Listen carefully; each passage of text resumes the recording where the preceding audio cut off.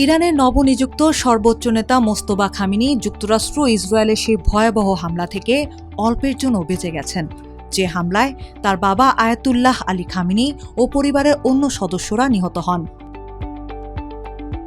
British সংবাদ মাধ্যম the টেলিগ্রাফের হাতে আসা একটি ফাঁস হওয়া অডিও রেকর্ড থেকে জানা গেছে, বিস্ফোরণের মাত্র কয়েক মিনিট আগে ব্যক্তিগত কাজে ভবন থেকে বাইরে পা রাখায় প্রাণে বেঁচে যান তিনি।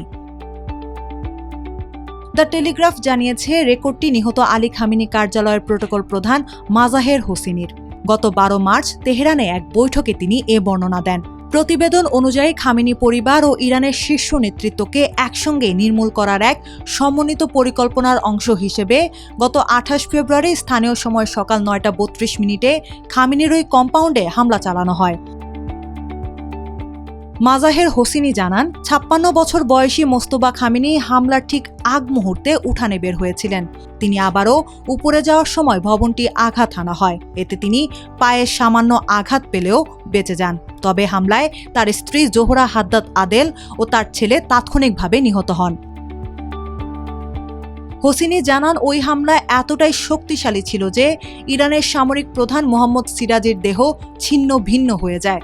এছাড়া খামেনির জামাতা মেজবা আল হুদা বাহিরি কানির দেহ পাওয়ার সময় দেখা যায় তার মাথা দ্বিখণ্ডিত হয়ে আছে।